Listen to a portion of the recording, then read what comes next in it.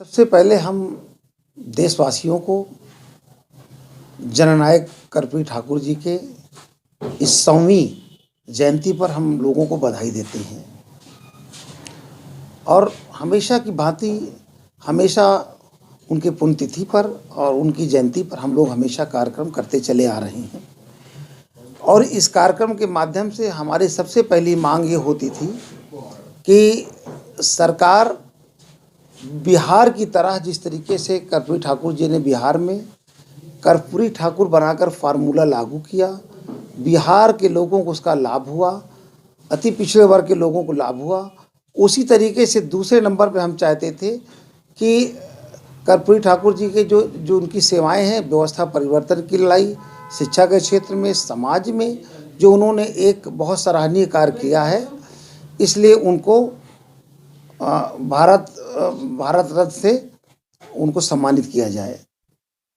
तो कल की घोषणा जो केंद्र सरकार ने किया कि कर्पूरी ठाकुर जी को सर्वोच्च नागरिक भारत रत्न सम्मान से सम्मानित किया जाएगा। मैं उनको बधाई देना चाहता हूं, लेकिन एक सवाल है मेरा कि पिछले लगातार 9-10 सालों से आप केंद्र सरकार में पूर्ण बहुमत की सरकार लेकर बैठे हैं और कई सालों से उत्तर प्रदेश के अलावा बिहार से खास तौर से और अन्य प्रदेशों से भी कर्पूरी ठाकुर जी के फार्मूले को लागू करने की और कर्पूरी ठाकुर जी को भारत रत्न देने की बात हमेशा उठती चली आ रही है। कोई नया काम आपने नहीं किया। आपने जब देखा कि 2024 का चुनाव सर पर है तो आपने आनन फानन में ये अनाउंस किया कि इससे पिछड़ी जात के लोग हमारे लिए मुत्तहिद हो जाएंगे, गोलबंद हो जाएंगे, हमको 2024 में चुनावी लाभ मिल जाएगा। इस देश की जनता इस बात को समझ रही है कि आप जो ये काम कर रहे हैं ये केवल चुनावी लाभ के लिए कर रहे हैं। सच में अगर कर्पूरी ठाकुर जी के लिए आपकी सच्ची श्रद्धा है, कर्पूरी ठाकुर जी के फार्मूले को पहले लागू करते और इस देश की तमाम राष्ट्रीय स्तर पे लोग इसका लाभ उठाते, कर्पूरी ठाकुर जी के फार्मूले को लागू करते और लोग उससे लाभ उठाना शुरू करते, उसके बाद सेकेंडरी था कि उनको हम भारत रत्न से सम्मानित करते। लेकिन ऐसा भारतीय जनता पार्टी करने में देरी कर गई। मैं तो ये कहता हूँ अगर केंद्र सरकार को ये काम करने में देरी हुई, इस बात को वो गलती मानते हैं कि मुझसे देरी हो गई है, इसको एक्सेप्ट करते हैं कि मुझसे देरी हो गई है और नहीं ये नागरिक ये इनको सम्मान हमें पहले दे देना चाहिए था।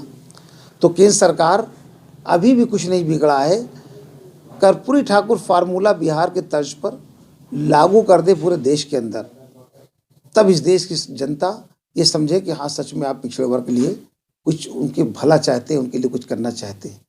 लेकिन भारत देने से पिछड़ी जातियों को, अति पिछड़ी जातियों को, उनको प्रैक्टिकल में कोई लाभ नहीं मिलने वाला है। पहले जो लाभ पहुंचाइए उनको, उसके बाद जिन्होंने ये फार्मूला बनाया उनको लागू करके उनको सम्मानित करते तो बेहतर होता। मैं भारतीय जनता पार्टी में बैठे तमाम पिछड़े वर्ग नेताओं से भी पूछना चाहता हूँ कि आप सरकार में लगातार बड़े बड़े पदों पे बैठे, डिप्टी सीएम भी हैं और भी अन्य पदों पे बैठे हैं, जब पिछड़ी जातियों की बात आती है, हक तलफी की जाती है, पिछड़ी जातियों के रिजर्वेशन पे डाका डाला जाता है, उनके धीरे धीरे अधिकार को समाप्त किए जा रहे हैं, तब वो जो पिछड़े वर्ग के नेता अपने मुंह में दही जमा के क्यों बैठे रहते हैं? उन्हें इस बात को अपनी सरकार में कहना चाहिए कि साहब पिछड़ी जातियों को नुकसान हो रहा है। जैसे इससे पहले 27% रिजर्वेशन मंडल कमीशन के अंतर्गत और 21% रिजर्वेशन शेड्यूल कास्ट को भी 21% मिलता था और ये पुरानी सरकारों की बनाई हुई व्यवस्था थी। अब नई सरकार भारतीय जनता पार्टी ने आकर के उसमें एक गड़बड़ी कर दिया कि जो 27% ओबीसी का रिजर्वेशन है, इसी 27% रिजर्वेशन में ही ओबीसी के छात्र रहेंगे और दलित भी उसी रिजर्वेशन के बीच में ही रहेगा। 10% ईडब्ल्यूएस कर दिया आपने अपर कास्ट के लिए। अपर कास्ट पहले भी इस देश के अंदर काफ़ी कुछ मजबूत था, उसकी आर्थिक स्थिति बहुत अच्छी थी।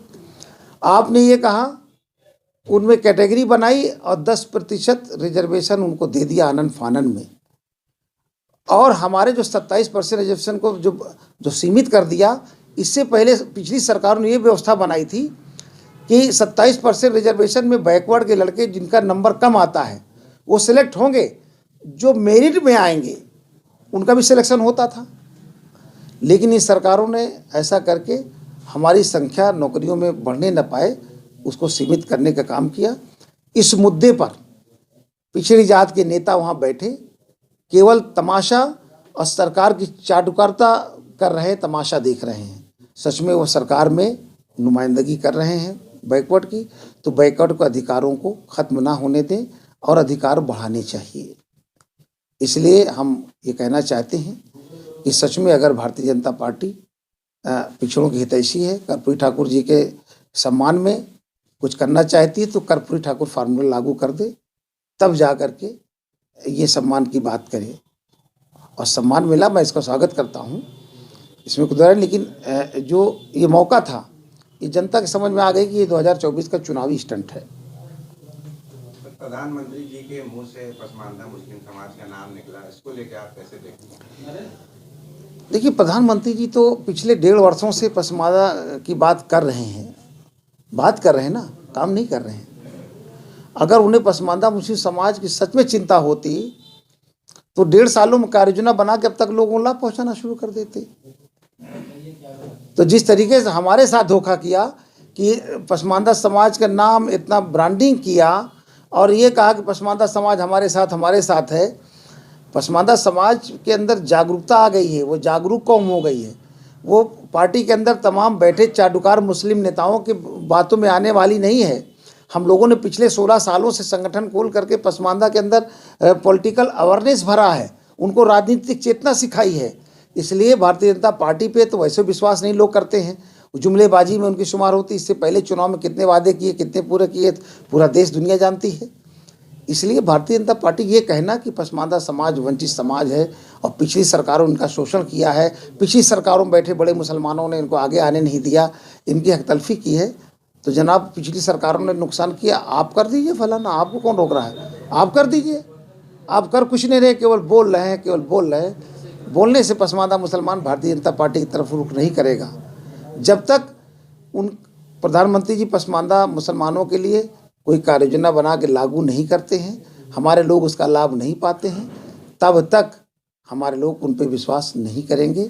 और इससे पहले जो जुमलेबाजी में कई वादे उनके जुमलेबाजी साबित हुए और वही आज भी वही साबित होने जा रहा है। और कर्पूरी ठाकुर फार्मूला लागू नहीं करते हैं तो कहीं न कहीं उनके मन में पिछड़ी जातियों के लिए, कहीं न कहीं दलितों के लिए जगह स्थान सुनिश्चित नहीं है।